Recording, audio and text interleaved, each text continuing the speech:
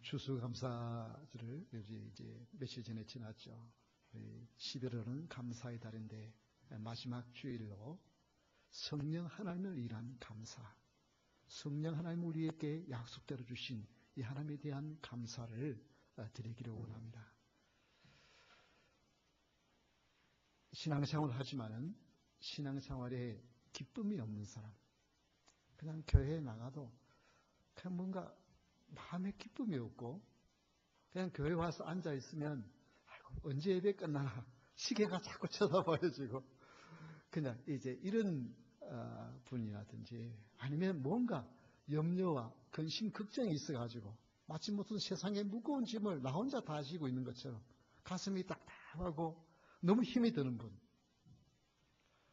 교회는 오래 다녔지만은 기도가 나오지 않는 분, 그저 교회에 다니지만은 신앙생활에 힘이 없이 그냥 사는 것, 이런 상황이 있다고 한다면 무엇보다 오늘 이 질문이 날 향한 질문이다 생각을 하시고 우리 한번 다 같이 따라합시다. 성령을 받았느냐?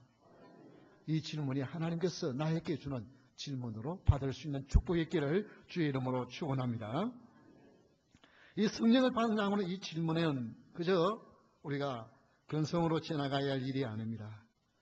왜냐하면 이 성령 충만을 받지 못하면 신앙생활에 재미가 없을 뿐만 아니라 세상의 재미를 찾아서 엉뚱한 데 시간과 엉뚱한 데 물질과 엉뚱한 데 정력을 낭비하면서 살 수밖에 없습니다. 왜냐하면 사람은 무엇인가에 빠져야만 살 수 있고요.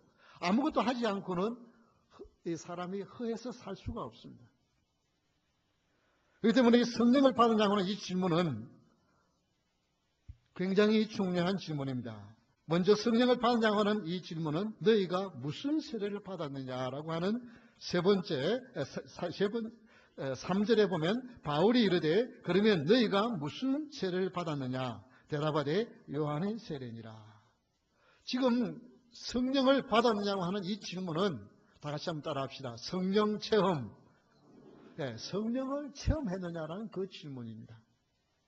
자, 너희들이 그러면 성령에 대해서 성령을 받느냐니까 아니 성령이 뭔지도 몰랐고 아니 그러면 어떻게 무엇을 세례 받았냐 하니까 그저 요한의 세례만 받았다, 물 세례만 받았다 그렇게 말을 하고 있습니다. 그런데 오늘 읽은 본문 이 사도행전 19장 1절에 보면 제일 먼저 한 사람의 이름이 나옵니다. 누구의 이름이 나옵니까? 아볼로가라고 합니다. 사실은 이 앞뒤를 읽어보면 아볼로가 나와야 할 이 특별한 이유가 없는 것처럼 보입니다. 왜냐하면 이 아볼로는 이 에베소에서 이렇게 원래 알렉산드리아, 아프리카 북쪽에 있는 알렉산드리아 출신입니다. 그곳에서 태어난 유대인인데요. 그곳에서 구약에 대해서 성경에 대해서 잘 알고 있었고 아주 말재주가 있는 분이었어요. 그러다가 세례 요한의 제자가 되고 난 후에 그가 예수님을 전하기 시작했어요. 그래서 에베소에서 이 일을 하다가 그가 지금 고린도로 가고 없어요. 그런데 지금 오늘 읽은 이 본문의 사건은 어디서 일어난 사건을 이야기한다면 에베소에서 일어난 사건에 대한 이야기를 하고 있습니다. 그럼 이 아볼로에 대한 이야기가 할 필요가 없는데 왜 1절에 다시 한번 보십시오. 아볼로가 고린도에 있을 때에 바울이 윗지방으로 다녀 에베소에 와서 어떤 지하들을 만나 그렇게 말하고 있습니다. 그러니까 지금 이 사건이 아볼로와 연관이 있다는 것을 지금 말씀하고 있는 거예요. 그건 뭐냐면 2절에 이르되 너희가 믿을 때에 그들이 예수님을 믿었습니다. 예수님을 믿을 때에 성령을 받았느냐라고 질문하니까 이르되 아니라 우리는 성령이 계심도 듣지 못하였느니라 라고 하는 이 대답을 합니다. 이것은 뭘 말하느냐 하면 그들이 예수님을 믿고 세례를 받고 예수님을 따르는 사람들이 되었는데 너희들 성령을 받았냐고 물으니까 아니 우리는 성령에 대해서 들어본 적도 없습니다. 지금 그렇게 말을 한다는 것입니다. 이것이 뭐냐면 바로 아볼로가 세례 요한의 제자였기 때문에 세례 요한의 세례를 통해서 예수님에 대한 이야기를 듣고 있었던 것입니다. 여러분 이 앞에 18장에 보면 이 아볼로라는 사람이 이 에베소에 이렇게 말씀을 열심히 가르쳤지만 부분적으로 가르친 거예요. 그래서 회당에서 이 아볼로가 열심히 전하는 것을 듣고 거기에 브리스길라와 아굴라, 이 브리스길라가 여자분입니다. 대부분 남자분이 이름이 먼저 나오는데 여자분이 성경에 더 많이 먼저 나옵니다. 그래서 이 부인이 훨씬 더 믿음이 있었지 않았느냐 이렇게 볼 수 있는데 어쨌든 이 아굴라와 브리스길라가 듣고 보니까 지금 이 아굴라가 열심히 회당에서 가르치고 있는데 뭔가 지금 부족한 게 있는 거예요. 그게 뭐냐면 성령을 경험하지 못한, 성령을 체험하지 못한.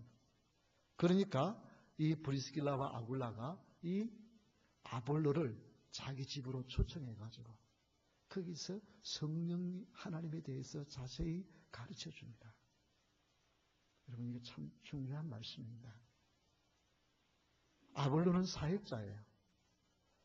그래서 심지어 고린도에서는 나는 아볼로파다, 나는 바울파다, 나는 게바파다 이럴 정도로 사역자예요. 그런데 사역자가 누구에게 가르침을 받아요? 평신도에게. 평신도에게 가르침을 받아요. 여러분 이거 굉장히 중요한 말씀입니다.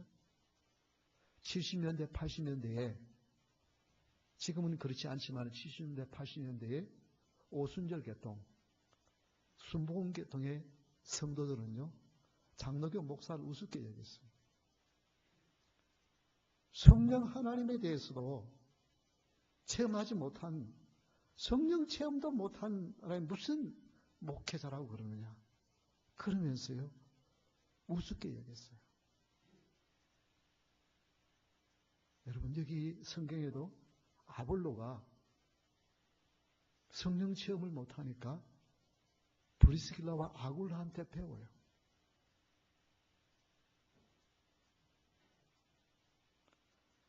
그러나 사실은 세례 요한이 성령 하나님에 대해서 언급하지 않은 것이 아닙니다.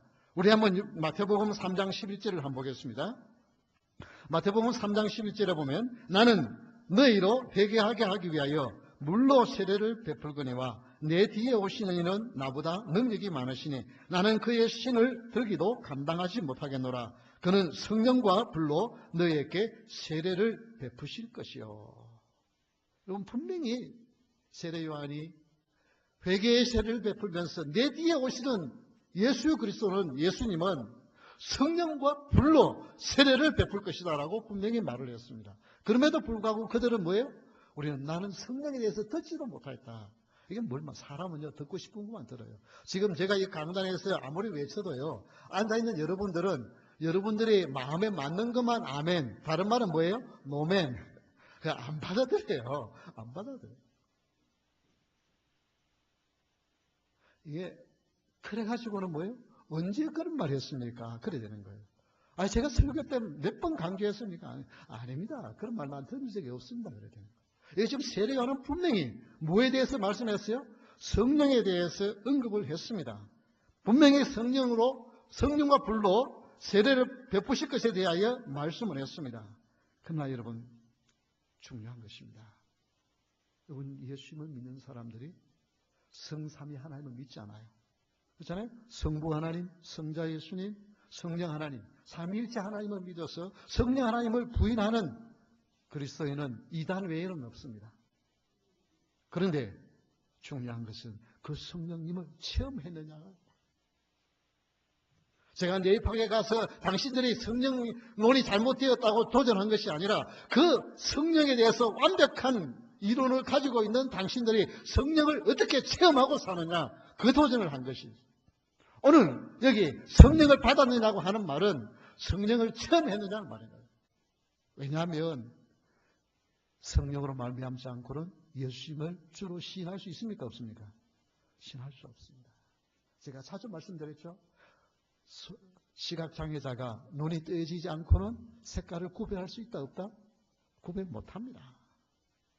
더듬어서 모양을 알 수 있을지 모르지만 색깔은 구분해야 돼요. 영적으로 성령 하나님께서 우리의 영을 열어서 하늘의 세계를 보게 하고 예수 그리스도를 믿게 하지 아니하면, 성령님의 역사가 아니면 예수님을 나의 구주로 고백할 수 없는 줄 믿으시기 바랍니다. 이미 성령은 내 가운데 임하셨어요. 그런데 중요한 것은 내 가운데 임하신 성령님을 내가 체험하는 자가 중요하다 이 말이에요. 체험하지 못하면 신앙생활에 힘이 없습니다. 여러분, 나는 성령 체험을 했는가? 이 질문을 오늘 심각하게 할 수 있기를 바랍니다. 만약에 아니라고 생각되어지면 실망하지 마시고 간절히 기도하십시오. 기도하시면 성령 충만케 하시는, 성령을 체험케 하시는 하나님에게 있는 줄 믿으시기 바랍니다. 성령 체험은 신앙생활의 활력의 가장 중요한 요소인 것입니다. 여기도 순복음교회, 한국에서만 아니라 세계에서 제일 큰 교회잖아요. 그 조영교 목사님이 은퇴하시고 난 후에 2대 목사님으로 오신 분이 이영훈 목사님입니다. 이분이 캘리포니아에서 목회를 하시다가, 그런데 참 조영기 목사님이 목회를 한 마지막에 참 많이 복잡했잖아요. 그래서 교인들도 상당히 많이 떠나가고, 이분 목사님이 오셨어요. 2010년도에 20개의 지성제를 다 독립시켰어요. 그러면서 34만 명의 성도들이 나갔대요. 그럼에도 불구하고 다시 50만의 사람들로 이렇게 회복이 되어서 교회가 탄탄하게 회복되어져 가고 있는데요. 이분이 원래 이영훈 목사님이 장로교 교인이에요. 4대째 장로교 교인입니다. 그러다가 50년 전에 불광동에서 천막교회를 하고 6년 되었을 때 서대문에 있는 교회에 처음 이 교회를 나갔어요. 4대째 신앙이에요. 모태신앙 정도가 아니고 4대째 신앙에 내려오는 집안의 아들이에요. 그런데 이 순복음교회에 가서 조영계 목사님이 그때 29살 총각 목사님이었는데 설교하는데 성령 충만을 받아야 된다. 성령에 대한 이야기를 하는 거예요. 이분의 간증이 그때 처음 들었대요. 물론 성령에 대해서 처음 들은 건 아니겠죠. 바로 이 요한의 제자들처럼 에베소에 있는 성도들처럼 성령을 받았냐 물으니까 우리는 성령을 들은 적도 없다. 지금 그렇게 말을 하지만은 이 목사님이 성령에 대해서 들었다고 하는 말은 표현은 조금 과한 표현이긴 하지만은 그러나 성령을 받았느냐라고 하는 그 질문은 아마 처음 들었을 가능성이 있습니다. 이분이 새벽 기도 때도 성령 충만을 받아야 된다.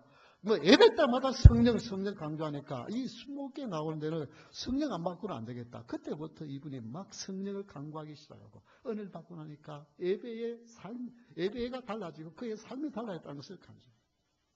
왜 우리가 이런 말을 드려야 합니까? 성령 하나님은 그분들만이 성령 하나님이십니까? 믿는 모든 우리에게 주신 성령 하나님이 아니십니까?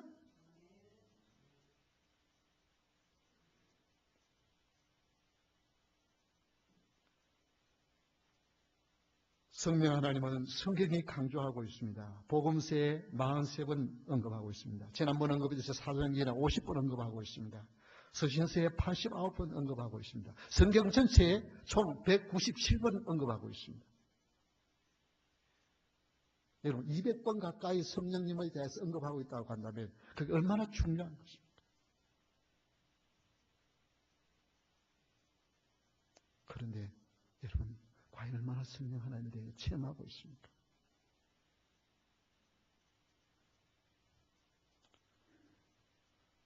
성령 하나님의 살아 역사하심을 체험하면 신앙생활의 태도가 달라집니다. 오늘 정말 나도 다른 사람이 아니라 내가 성령 체험하며 성령의 은혜 가운데 살기를 원한다는 간절한 소원이 있기를 주의 이름으로 축원합니다. 이거 없이는 껍데기 신앙이에요. 이거 없이는. 두 번째, 성령을 받았느냐고 하는 이 질문은 주 예수의 이름으로 세례를 받았니라고 했습니다. 5절에 보면 그들이 듣고 주 예수의 이름으로 세례를 받으니. 지금 성령을 받았느냐고 하는 질문에 무엇 때문에 주 예수의 이름으로 세례를 받습니까? 다 같이 한번 따라합시다. 주 예수의 영. 성령님은 다른 영이 아니고 주 예수님의 영이십니다. 그래서 성령이 임하면 누구에 대해 더 관심을 갖게 되느냐 하면 성자 예수님, 예수 그리스도에 대하여 더 관심을 갖게 되고 예수님을 사랑하게 되는 줄 믿으시기 바랍니다. 제가 오순절 계통에 그분들이 성령 하나님에 대해 강조하는 것에 대해서는 우리가 배워야 하지만은, 그러나 그들의 약점이 있다고 한다면, 이제는 더 이상 예수님의 시대가 아니고 성령 하나님의 시대라고 말하는 그런 세대주의적인 잘못된 생각이에요. 성령이 임하면 누구를 더 강조하게 되어 있어요? 예수 그리스도를 더 강조하게 되어져 있어요. 성령 은혜를 받고 나면 누구를 더 사모하게 되어져요? 예수님을 더 사모하게 되는 역사가 일어나는 줄 믿으시기 바랍니다. 그래서 갈라디아서 3장 26절 27절에 보면 너희가 다 믿음으로 말미암아 그리스도 예수 안에서 하나님의 아들이 되었으니 누구든지 그리스도와 합하기 위하여 세례를 받은 자는 누구로 옷 입었다고요? 그리스도로 옷 입었느니라. 이것은 성령의 충만을 말하는데, 성령의 충만을 무엇으로 옷 입었다 그래요? 성령으로 옷 입었다가 말하지 않냐고 그리스도로 옷 입었다고 말씀하는 거예요. 왜냐하면 성령 하나님과 예수 그리스도는 뗄래야 뗄 수 없는 그분의 영이기 때문에 그렇습니다. 그것을 요한복음 14장 26절에 보면 우리 한번 다시 읽어볼까요? 시작. 보혜사 곧 아버지께서 내 이름으로 보내실 성령 그가 너희에게 모든 것을 가르치고 내가 너희에게 말한 모든 것을 생각나게 하리라. 여기 보면 보혜사, 우리를 위한 보호자, 우리를 위한 상담자, 그분이 오시는데 아버지께서 누구예요? 예수님의 이름으로, 내 이름으로 오라 하는 예수님의 이름으로 보내실 성령이라고 말씀하는 것입니다. 그래서 예수님의 이름으로 오신 분이 누구시에요? 성령님이십니다. 그래서 성령님은 결코 자기 자신을 드러내지 않냐고, 성령이 임하시는 곳에 누구를 드러내냐면 예수 그리스도를 높이는 거예요. 그걸 한번 볼까요? 사도행전 3장에 보면 두려워 떨던 제 아들이 성령의 충만을 받고 거리로 뛰쳐나갑니다. 나가서 복음을 전해요. 그러다가 하루는 기도하기 위해서 성전에 가기 위해서 성문 미문이라고 하는, 아름다운 미문이라고 하는 그 문을 통과하는데 거기에 누가 앉아있어요? 남에서부터 안전병이 된 사람이 거기 앉아있어요. 그래서 구걸을 하니까 이 베드로가 우리를 보라 주목하니까 뭘 줄라 하나 하고 쳐다보니까 어떻게 해요?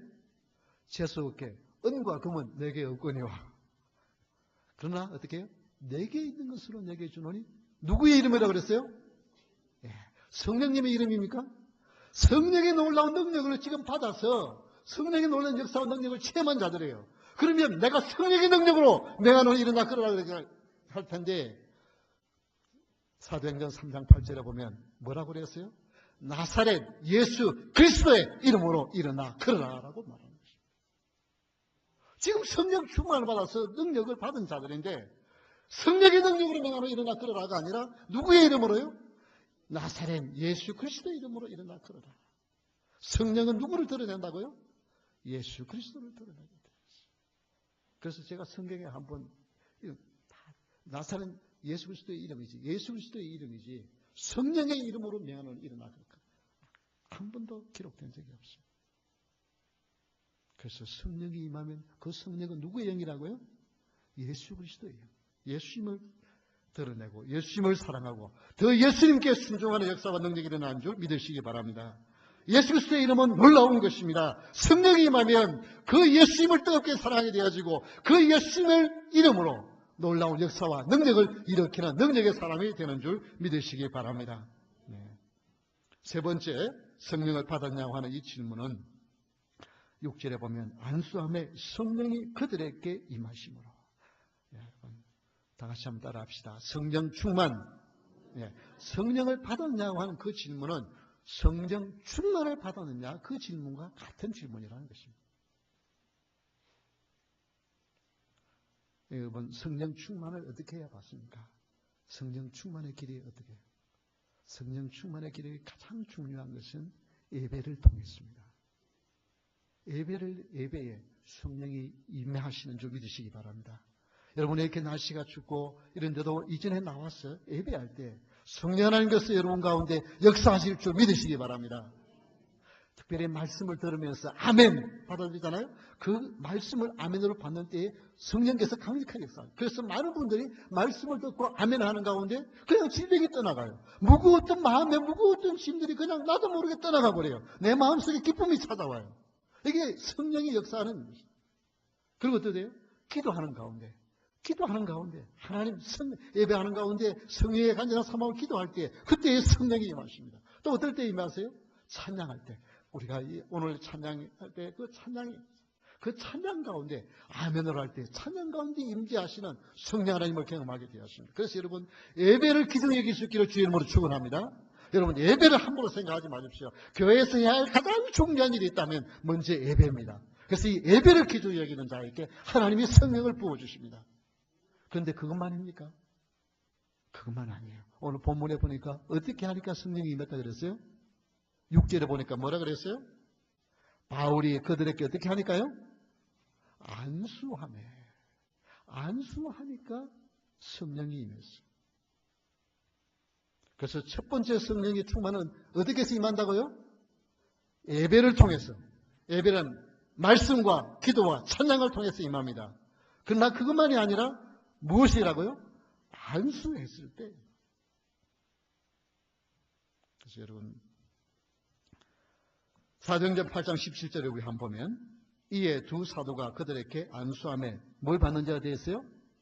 예, 성령을 받는지라. 이 안수를 기록한 것이 성경에 총 44번이나 나옵니다. 안수에 대한 이야기.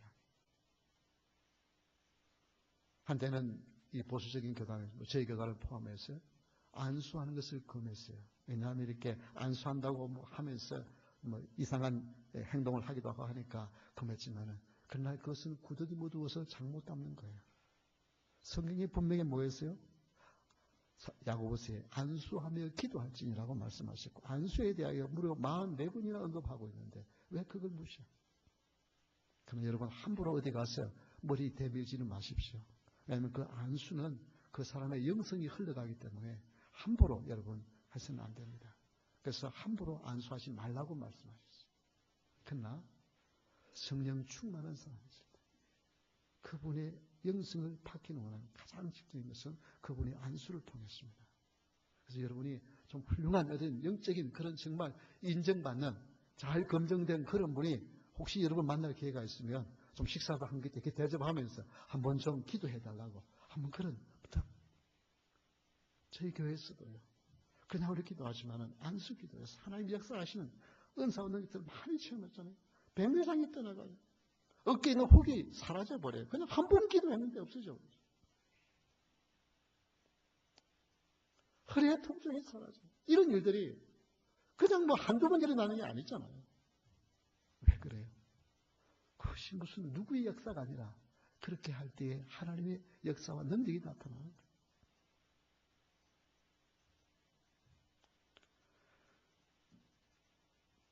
그래서 디모데후서 1장 6절에 보면 그러므로 내가 나의 안수함으로 내 속에 있는 하나님의 은사를 다시 부릴 듯 하게 하기 위하여 너로 생각하게 하노니 안수할 때에 하나님의 역사와 능력이 나타납니다. 그것이 그만 세월이 지나가면은 또 이제 불이 사그라들 수 있어요. 그것을 다시 어떻게 해요? 불을 붙여야 된다. 그래서 성령 충만은 매일매일 여러분 한 끼 밥 많이 먹고 나면 그 다음에 한 열흘 안 먹어도 되죠? 그렇습니까? 한 끼요 밥 먹고 나면요 배부를 때 하루는 견딜 수 있을 것 같아요. 그런데 그 다음 날은 배가 더 고파요. 많이 먹고 나면. 그럼 매일 그래서 여러분 성령 충만은 내가 한때 한번 성령 충만 받았다고 그게 어깨 힘주고 사지 마십시오. 날마다 시간마다 하나님의 은혜가 아니면 성령 충만 받지 않으면 누가 나타나요? 내 모습이 나오는 거예요. 내 모습이 나오는 거예요. 그래서 여러분 자꾸만 옛날 거 우리 먹지 마십시오. 나도 전에 은사 체험했고요. 나도 뭐 했다고요. 그렇게 착각하지 마십시오. 그 옛날 그 이야기는 아무 소용이 없어요. 지금 내가 어떻게 성령 하나님과 교제하고 있느냐. 성령 충만이라는 것은 성령 충만 밥 먹는 것보다 더 자주 해야 돼요.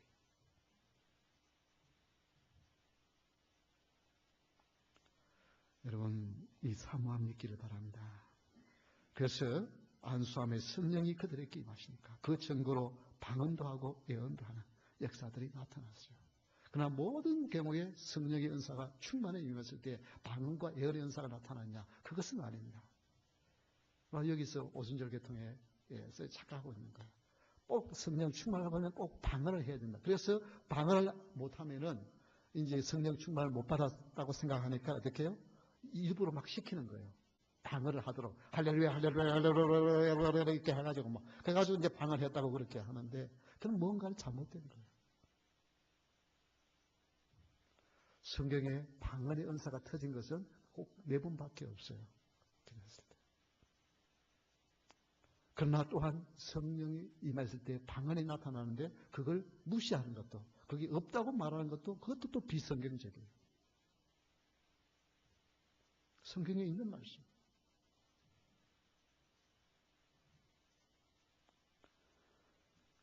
여러분, 성령을 사모하는 여러분 되시기를 주의 이름으로 축원합니다. 다 같이 한번 따라합시다. 예수님, 이 시간 나에게 성령 충만을 주시옵소서. 아멘. 여러분, 이 기도를 하셔야 됩니다. 성령 충만은 무슨 더 특별한 사람들에게만 하는 것이 아니고요. 모든 그리스도인이 성령 충만을 받아야만 합니다. 왜냐하면 성령 충만 받지 않으면 누구에게 집중하게 되어 있어요? 자기 자신에게 집중하게 되어 있어요. 그러면 그것은 진정한 그리스도인이 아니에요. 그리스도인은 누구에게 집중하며 사는 자가 그리스도인이에요? 예수님께 집중하며 사는 거예요. 이것은 내 힘으로 할 수 있는 것이 아니고 성령에게만. 그러니까 예수님께 집중하니까 세상의 염려, 근심, 걱정이 그렇게 큰 문제가 아닌 거예요. 그래서 세상 사람들이 보면은 저 사람은 염려하며, 근심하며, 걱정하며, 한숨 쉬며 살아야 되는데 성령 충만 받은 사람은 찬송하며 살아가는 거예요. 이게 뭐냐면은 나에게 집중하는 것이 아니고 우리 주님의 은혜로 주님께 집중하며 사니까 일어나는 일인 것입니다. 그래서 성령 충만을 받아야 된다. 우리 교회가 한참 부흥할 때 어른 200명이 되어지고 아이들까지 해서 300명의 교인들이 될 때요. 이게 마치 막 목사가 내가 잘나서 그런 줄 생각. 어깨에 목에 힘이 들어가고 그러다가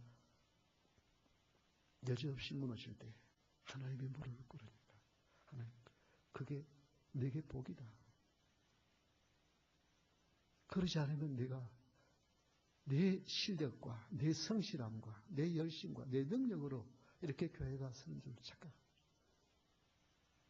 그러면 그게 내 목회지 내 목회냐 하는.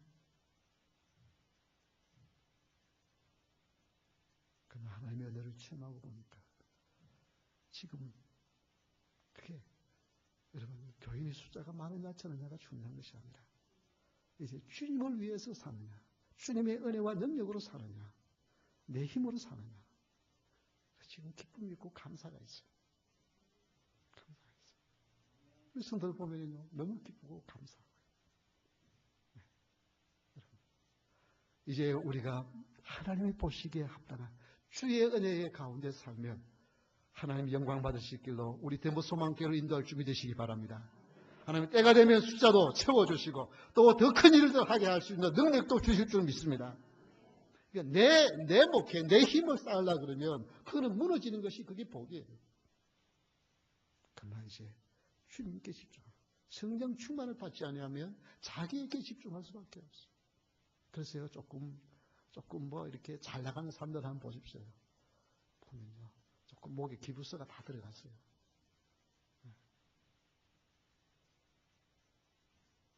그러나 성령에서